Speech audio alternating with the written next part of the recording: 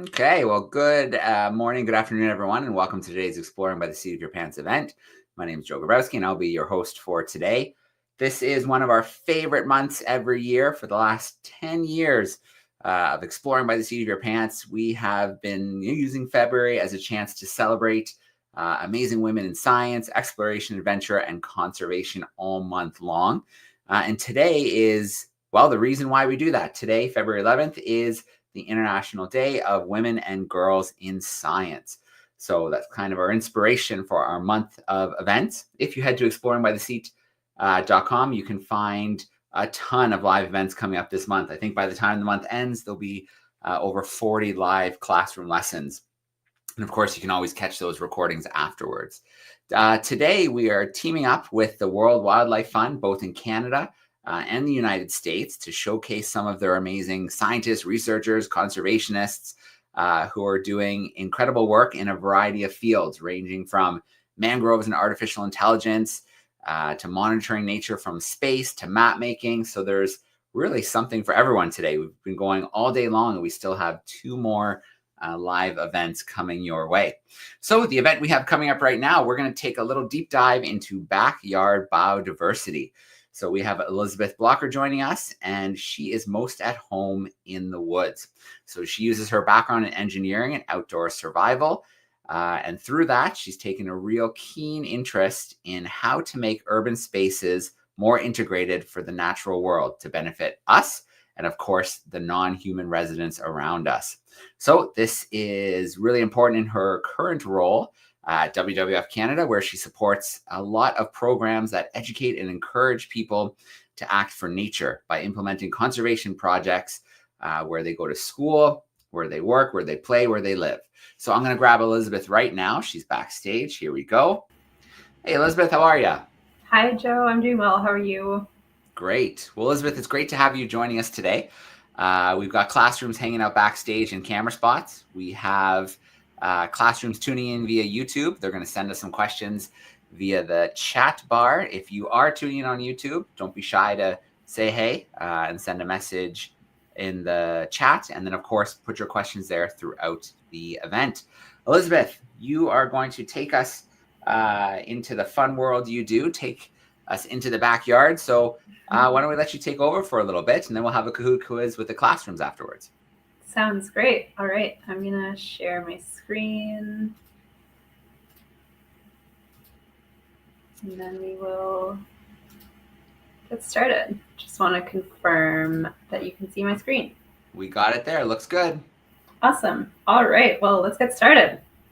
So, what comes to mind when you think of nature? Maybe it looks something like this, or maybe this, or maybe even this little guy. What if I told you that nature could be found here, or even here? So, hello, my name is Elizabeth, and today I'm going to take you through the creative ways that people are bringing nature back into our urban environments to create places where people and nature thrive. First, a little bit more about me. I was born and raised in London, not that one, Ontario, and I was lucky enough to grow up going camping and frequenting our family's cottage. It was there that I really gained a deep understanding of the natural world and all the wonderful creatures that we share the earth with. One of my favorite memories when I was younger was turning over rocks to look for salamanders. They like to live in dark, moist places and would always quickly run away whenever we lifted their roots. Fast forward a few years to university, where I studied engineering.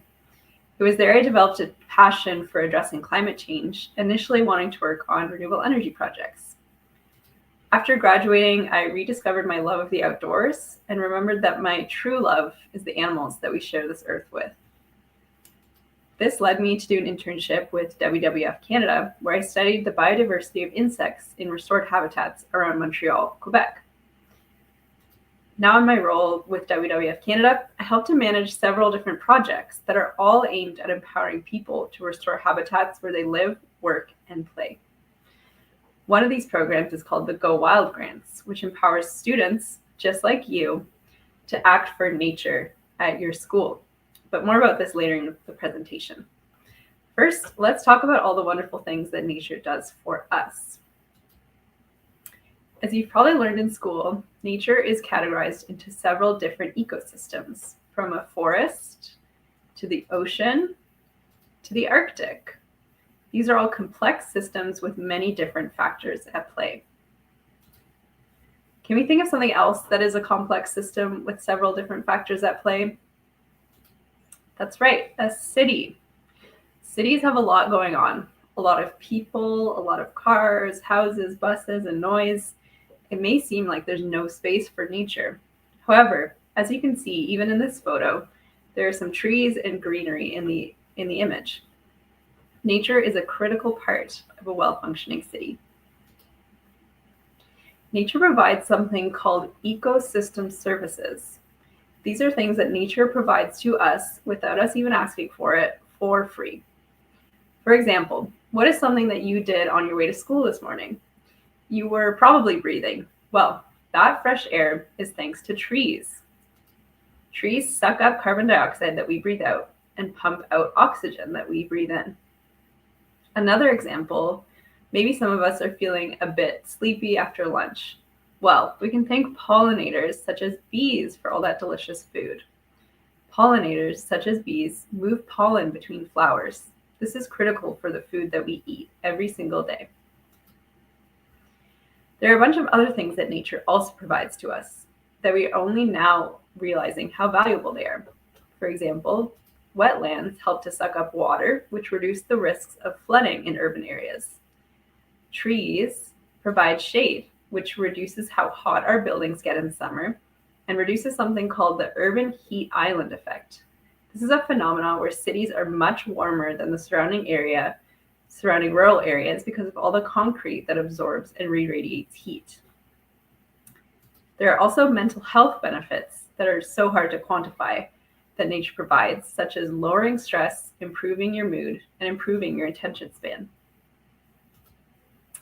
Cities in the past have been designed in such a way that keeps nature out, but that is slowly changing. Cities around the world are now looking at ways to reintegrate nature back into our cities. Let's look at a few examples. New York City is one of the most densely populated cities in the world and recently opened a park in an old railway track. Let's watch a short clip to find out more. Joe, if you could play that clip now, that'd be amazing.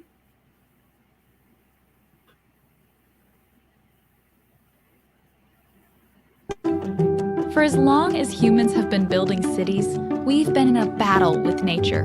Whether it's cutting down forests to build our homes or diverting rivers to secure our water supply, controlling nature has been necessary and unavoidable. But haven't we won the battle by now?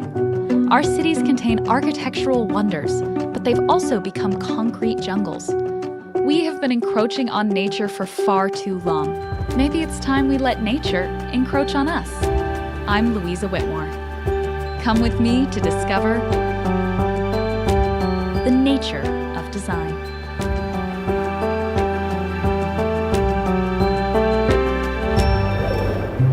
When we look at New York City, it can seem very like a concrete place. The reality is that we have lots of green here. We have street trees, we have our parks. And so the task of designers for creating new buildings in New York is to figure out how to stitch together all those green spaces to really repair the kind of underlying ecosystem of the city. And that benefits all of us.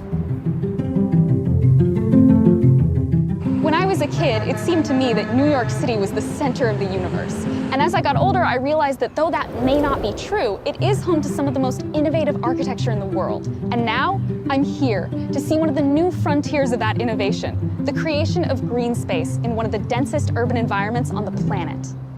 So basically, this is High Line. Yeah. The High Line was once a run-down and neglected part of New York City. Then, a group of visionaries thought that adding nature to it would transform an entire district. The colors are so vibrant. And according to Jennifer Walsh, they were right.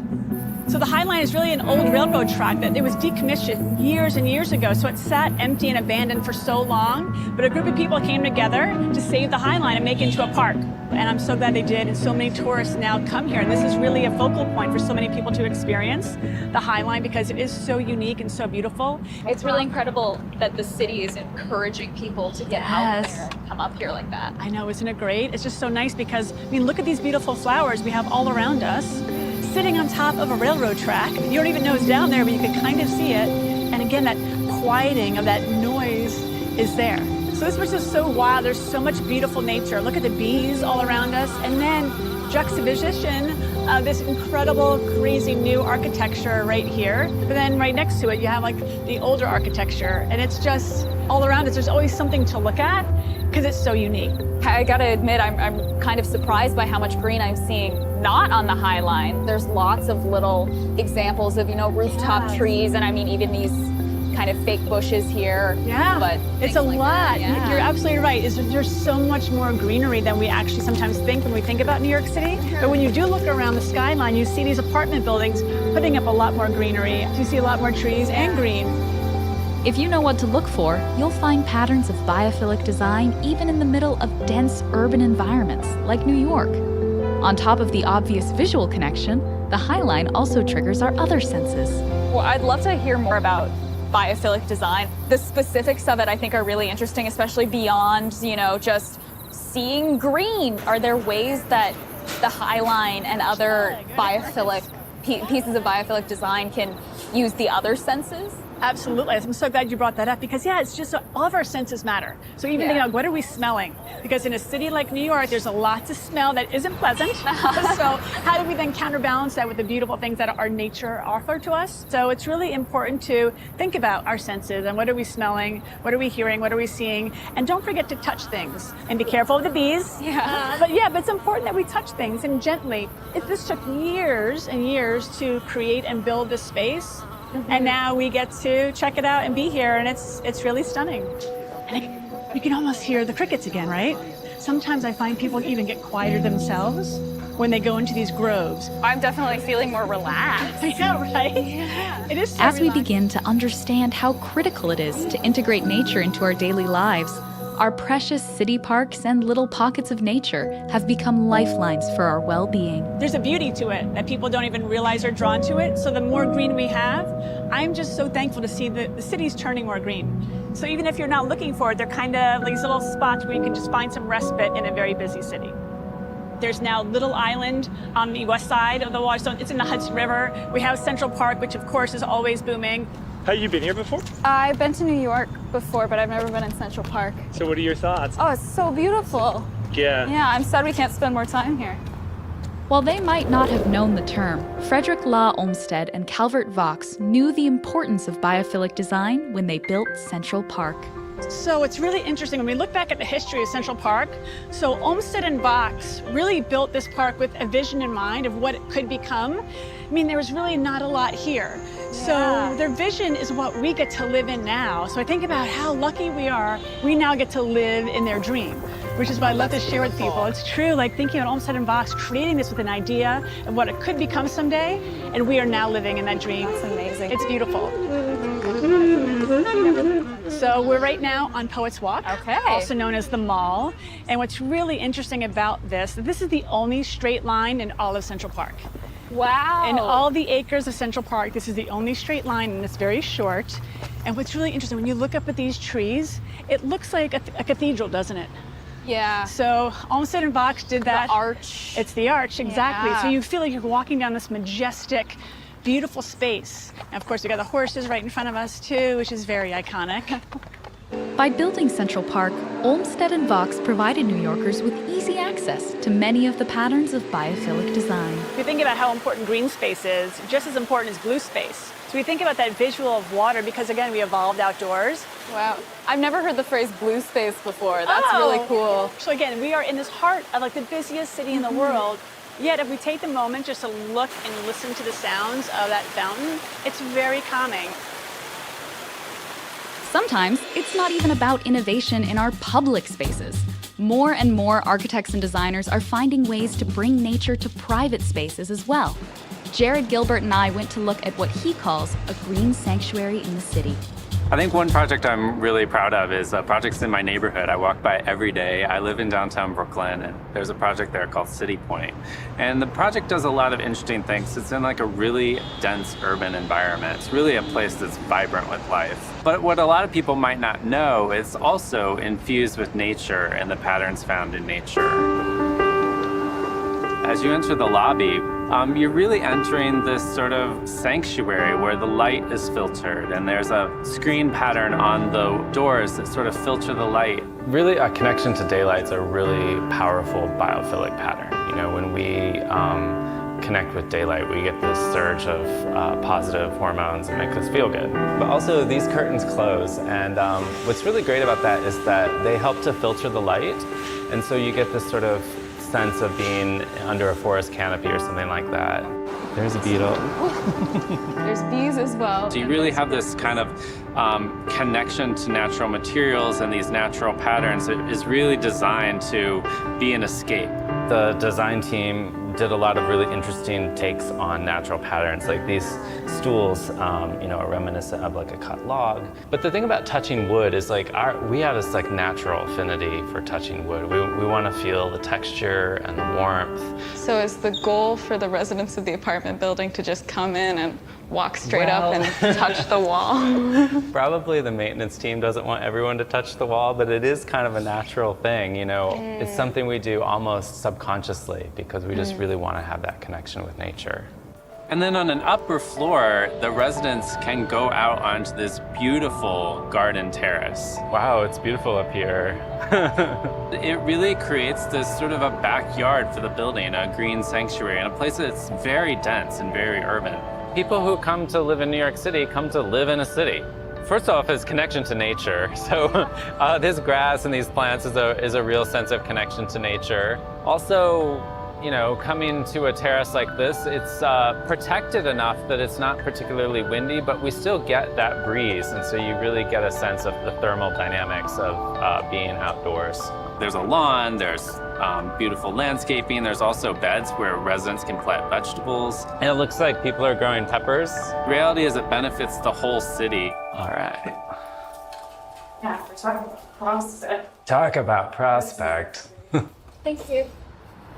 So one of the incredible opportunities of a tall building in New York is that you get these incredible views. When it comes to biophilic design, prospect and refuge is sort of a core concept. And so this idea of prospect where you can really see the horizon is really important.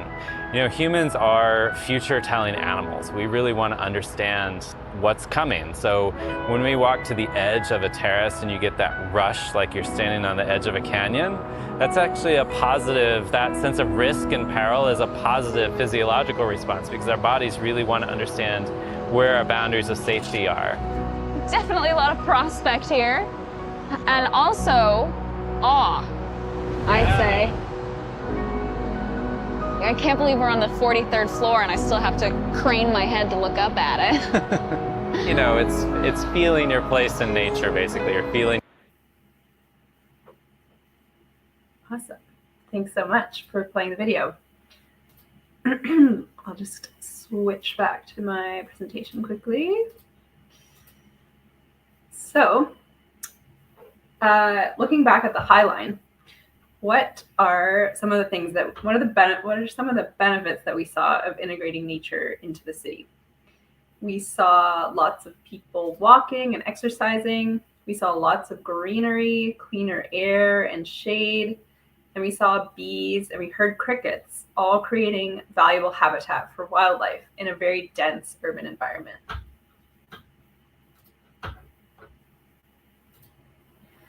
Another example from where I live in Toronto, Ontario, which is the biggest city in Canada. In the early 1900s, the Don River was diverted to a concrete channel to create more land for buildings. This has led to several problems, including flooding of surrounding areas and destroying critical wetland habitat. Recently, a major construction project has been undertaken to renaturalize the river's mouth where it connects with Lake Ontario. This will create 25 hectares of public green space, as well as 1 kilometer of new river channels. This will also provide important habitat for fish to spawn and important green space for Torontonians to enjoy. Now, these are some major projects that are happening in big cities, but smaller acts of conservation are just as important too. WWF-Canada has several programs that educate people on how to take conservation actions to help wildlife in their own neighborhood. As I mentioned at the beginning, one of these programs is called the Go Wild Grants. Over the past 10 years, we have funded over 530 projects at schools and campuses. Further, this program has fostered connection between students and nature and increased habitat for wildlife in urban settings. Some of my personal favorite types of projects are depaving areas of school grounds to implement native plant gardens, or Indigenous medicine wheel gardens, which foster a deeper connection between students and the history of the land. Now let's bring it back to you. What can you do to support wildlife where you live? For one, you can research the plants that are native to your area. Native plants support native species and help enhance local biodiversity. You can also talk to your teacher or your caregiver about planting a tree or a native wildflower garden at where you go to school or where you live. This might seem like a small action, but it makes a big difference for wildlife.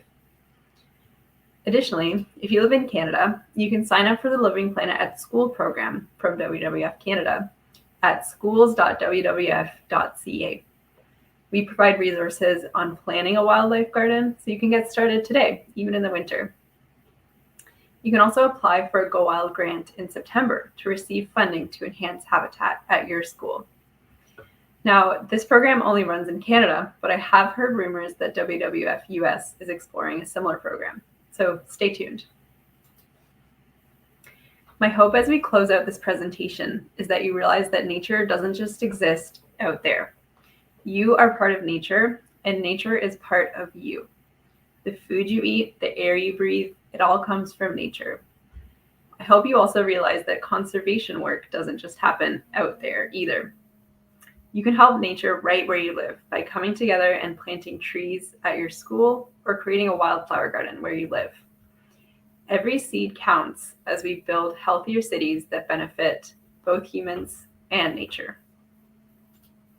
Thanks so much for listening today and learning more about urban habitat restoration. I would love to take any questions that you have. All right, Elizabeth, thank you so much for that great presentation. Really cool to see the High Line in New York. I visited it for the first time last year. It was really cool to walk through, see all the new buildings, but also feel like you're walking on a trail through nature. It's pretty cool. Yeah, it's a cool place. Okay, well, we are going to have a little Kahoot quiz before we do some Q&A action. So I'm going to share my screen, and then there's multiple ways that your classrooms can join. So I should come up here in just a second. All right.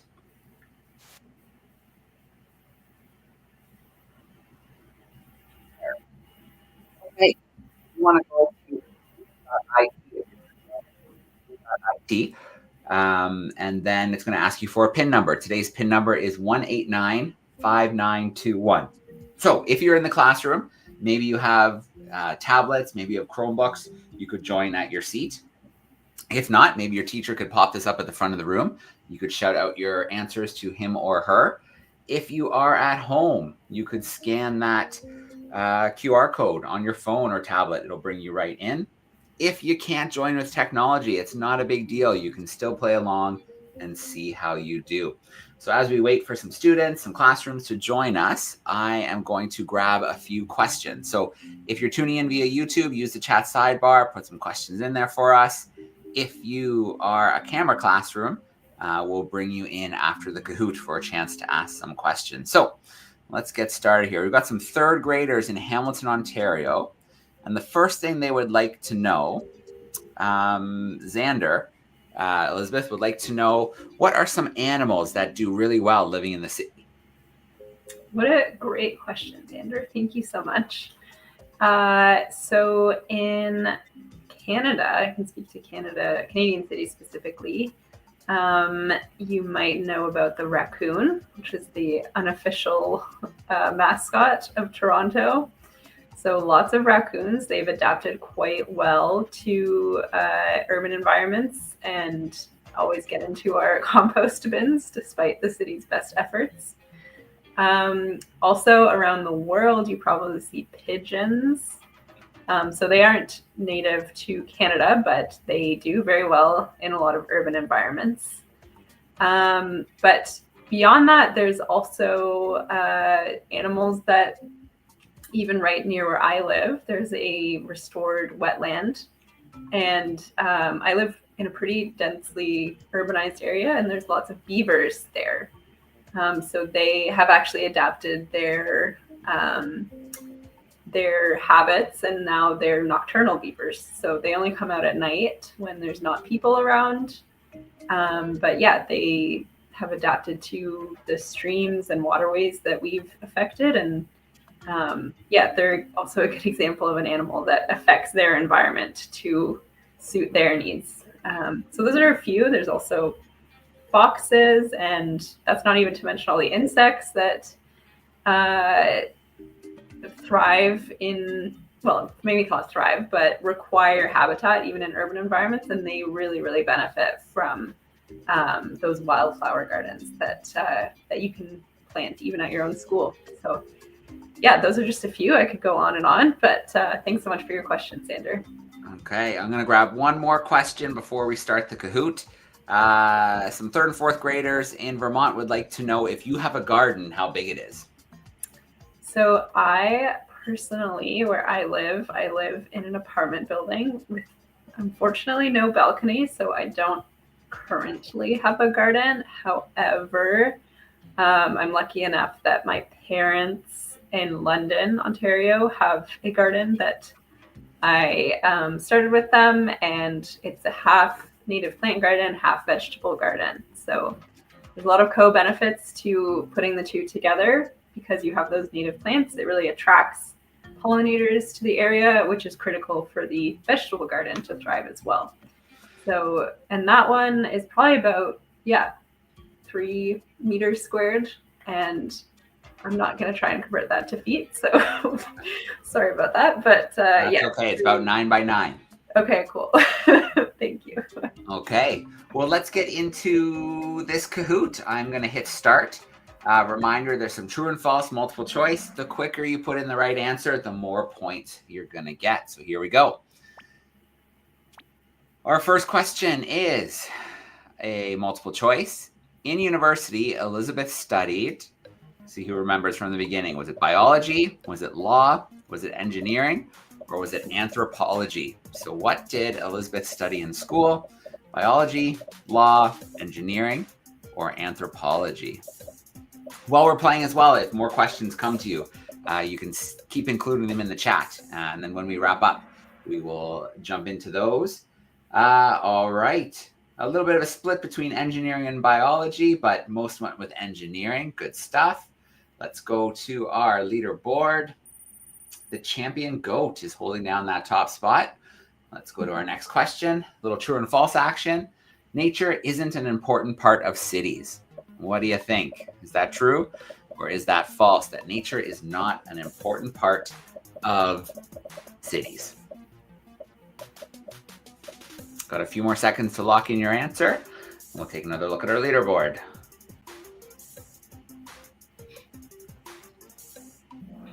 All right, good job, crew. We overwhelmingly said that's false. Even little bits of nature can be important to plants and to wildlife. And Elizabeth talked about ecosystem services, which are so important to us even living in the city. In fact, our next question is going to be about ecosystem services, with the Inspired Octopus taking the lead. What's an example of an ecosystem service? What would you choose? Pollination of plants, absorbing water, absorbing carbon, or all of the above? What's the best answer there? For example of an ecosystem service, pollination of plants, absorbing water, absorbing carbon, or all of the above? This type of question is why it's important to take a second to read, but you guys did pretty good. All three of those are great answers. pollinating plants, absorbing water, absorbing carbon, but all of the above is the best answer. Those are all examples of ecosystem services. The inspired octopus is holding on. We've got one more question. The building industry incorporating the natural world is called, is it biodiversity? Is it biotech? Is it biophilic? Or is it biodesign? So when the building industry incorporates the natural world, is it biodiversity, biotech, biophilic, or biodesign? You've got about 5 seconds, and we'll take a look at our podium.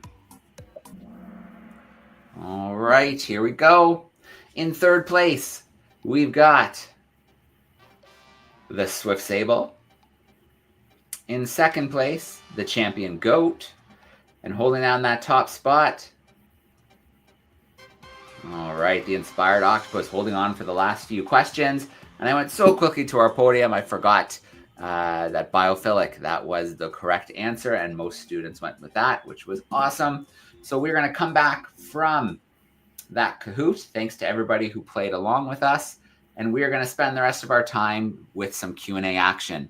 So I already have lots of questions via the chat, but let's start to bring in some of our classrooms. In fact, we have a homeschool group here I'm going to start with. So Emily and Elijah, I'm going to bring you in if you would like to ask a question or two. Oh, I think you're muted. Yeah, we've got to grab the mic. There we go. What is your favorite animal that you've worked with? My favorite animal that I've worked with. What a great question. Thank you. That is so hard to choose. I would have to say I loved working with researching pollinators last year in Montreal. So an example of one is the one in my background here is the leaf cutter bee. And I just think that they're so cute, as you can see from that close-up picture. I think bumblebees and honeybees get a lot of attention, but there's so many species of bees, even in where I live in Ontario. Yeah, I learned so much about all the different types of bees, and so I have to say probably the leaf cutter bee, but that's definitely a hard question to answer. Thank you so much. All right, let's grab another group here. Let's go to St. Mary's High. They're hanging out with us in Owen Sound. Let's see if they've got a question or two for us. Hello, everyone. Thank you for the wonderful presentation. I have a bunch of female students in my class. We're a grade 11-12 biology class, and I'd love to know how we might encourage more of the females to go into the sciences, particularly in biodiversity. Yeah, thank you so much for that question. I think that there is a lot of ways we could encourage, more women to go into the sciences and STEM field. I think that there is no difference between men or women or non-binary people entering. It doesn't matter what your gender is to do this kind of work. Nature needs all the help it can get. And there's a lot of value that we can bring from women entering the field in terms of unique and different perspectives. I think that having lived in a very male-dominated society for the past few hundred years, I think there's opportunities for women to get involved to sort of shape the future and help address this biodiversity crisis. So I won't pretend to be an expert on how to encourage that, but I can say from my own experience, it's been really rewarding. And if you're thinking about it at all, I would definitely encourage you to learn more and learn more about all the amazing work that you can do to help nature thrive and people thrive in our world. So thank you so much for the question. All right, I'm going to get back to some camera classrooms in just a moment, but I'm going to grab a couple more from the chat. Let's see. Miss Wilson's crew, D'Angelo in that classroom would like to know, do you know offhand when they turned the High Line into a park? Do you know roughly when that happened? Yeah, thanks so much for that question, D'Angelo. I believe it was in 2017. Okay, very cool. It is a very cool spot to visit in New York. When I was there, I was hanging out at the Fjallraven store for an Explorers Club event, and we had a scavenger hunt across the High Line. So it was a lot of fun to run around, and really got to see some of the sites and the buildings and everything they've been able to incorporate into that structure, into that area. Let's see. We've got a few classrooms here who would like to know, including Nadia as well as Miss Mark's crew, your favorite plant. So we talked about the leafcutter bee. So they're curious about your favorite plant, a few classrooms. Okay. Wow, you guys are asking some hard questions. Yeah, that's also really hard to choose. I think that there's so many beautiful, unique plants. It's hard to choose one. I would say one that is getting more attention, but I think needs more, is the milkweed plant. So milkweed is the host plant for monarch butterflies.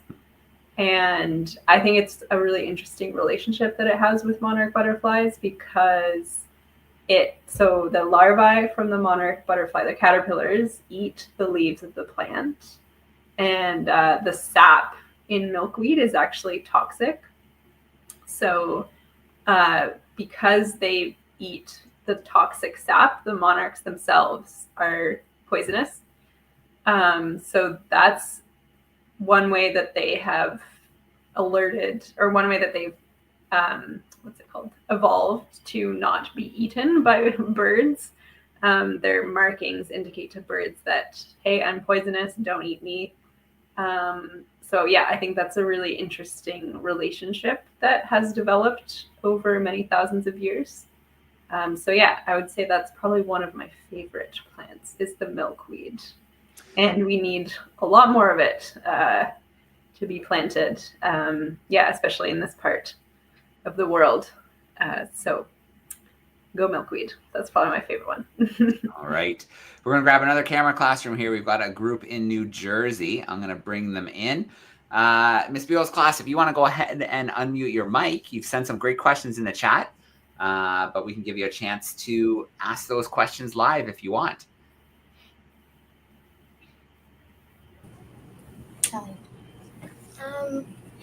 How long have you been a scientist? Thank you so much for that question. I would say I've been a scientist almost my whole life. I think scientists, you don't have to have an official job title to be a scientist. I think science really is about being curious and being willing to explore and look for answers and try new things to look for answers. So I would say that the most important thing to being a scientist is to be curious. And I think being curious, you can start anytime that you want. So I would say, yeah, my whole life. More officially, I guess, I've worked at WWF-Canada for the past about 1.5 years now. So in that role, I have been a scientist for 1.5 years, but okay. My life. No doubt there's a lot of scientists in the classrooms who are tuning in with us. You're absolutely right. Curiosity is the most important thing for a scientist. And if you're curious and look for answers in the world around you, then you're already well on your way to being a future scientist. Very cool. Let's see. Let's go to Cherry Tree class. So they are joining us backstage, but the mic didn't connect, but they sent us some questions in the chat. First of all, they love the presentation and they enjoy turning over logs and looking for salamanders too. So that's pretty cool. And then they're wondering maybe what is the most surprising thing you've learned looking at, ways to bring nature to the urban environment? That's a great question. Yeah, thank you so much for asking that.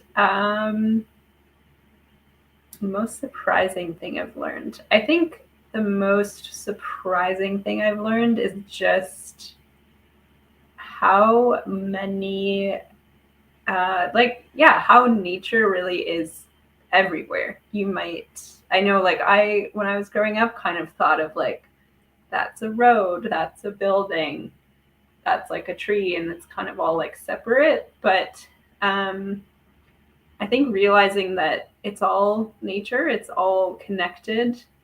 The way we treat our lawns, for example, can affect the infrastructure that we have in a city. So, yeah, I think seeing that there's opportunities also for nature restoration, even in these very dense urban environments. Like there's a lot of creative ways to bring in nature, like on top of buildings, designing it into buildings as well. I would say that is the most surprising thing that I've learned, as well as that how many people care about this kind of work.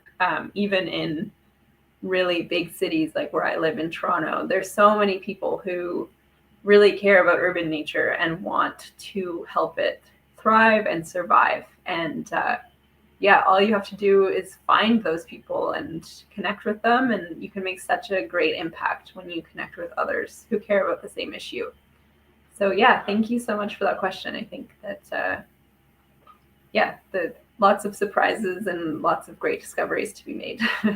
Okay. If any of our camera classes want a follow-up question, you can give me a wave on the screen or send me a text if you're unable to turn on the camera. But another one from YouTube here, Lindsay would like to know any recommendations for plants that would be good to put in a backyard garden. Oh, yeah. I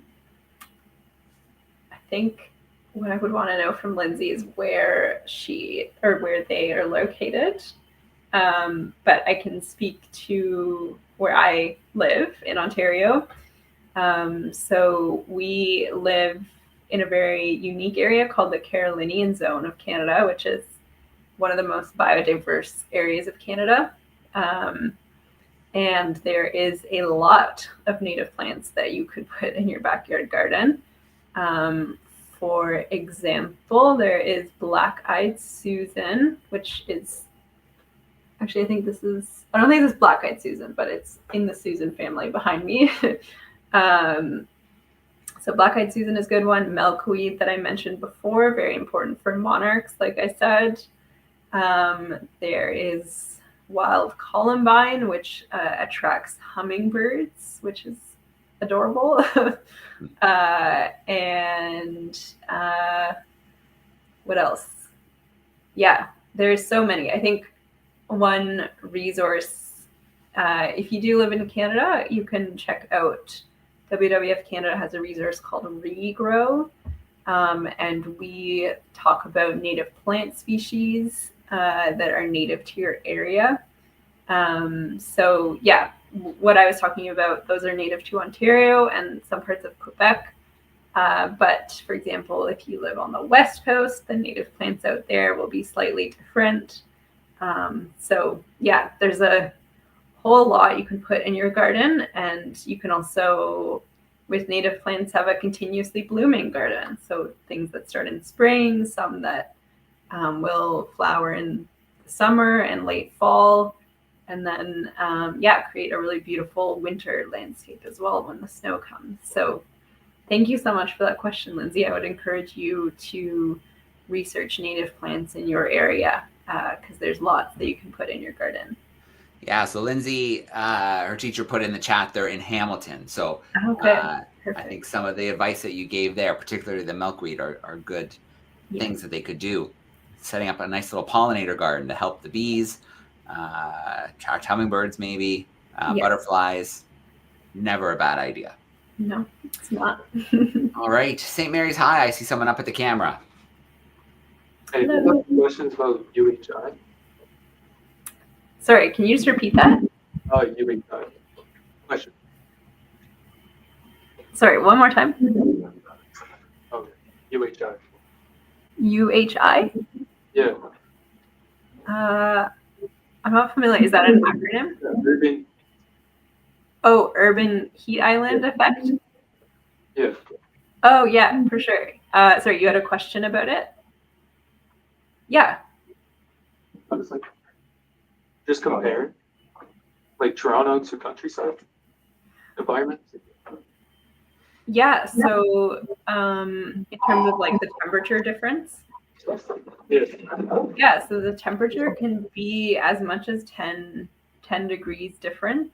It kind of depends on the city.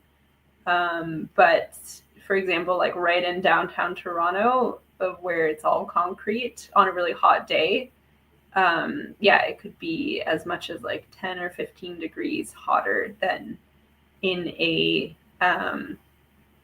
rural setting. And even for example, in the shade of a tree, even in a really urbanized environment, it can be like as much as 5 degrees cooler under a tree.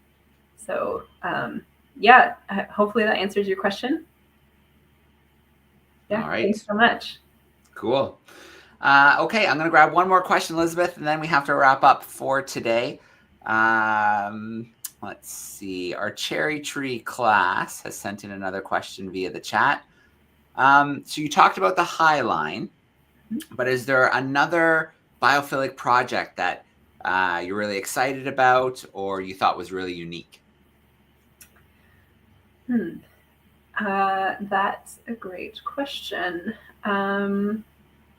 So one project, an example I can give from close to where I live in Toronto. So I mentioned, yeah, the Don River project that they're doing there. There's one close to where I live called the Evergreen Brickworks.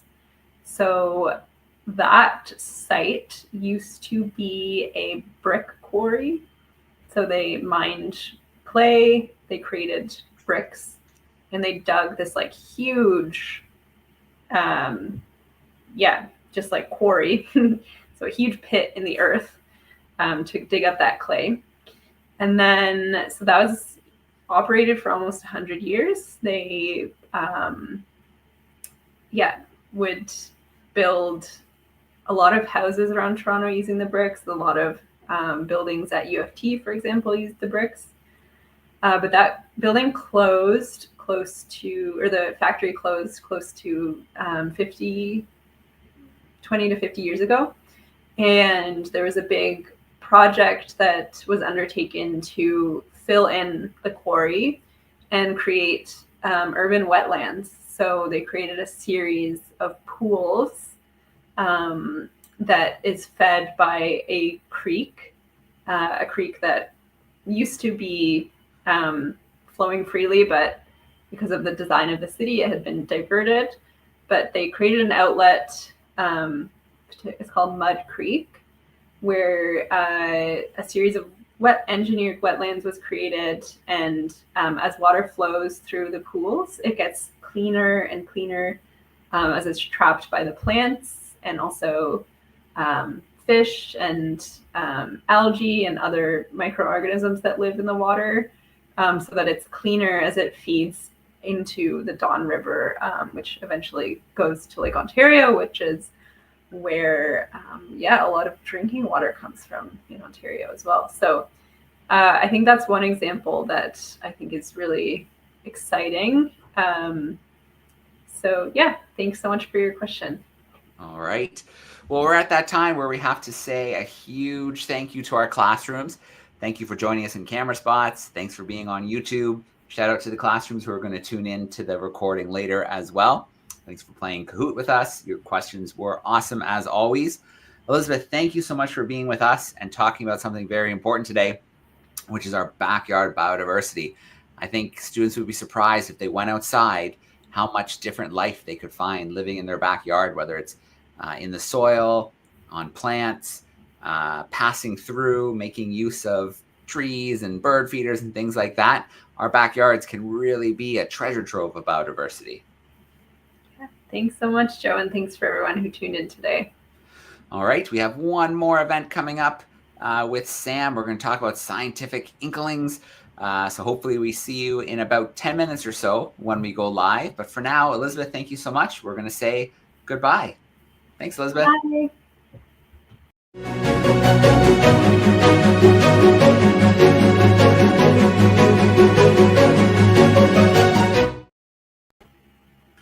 All right, Elizabeth, we are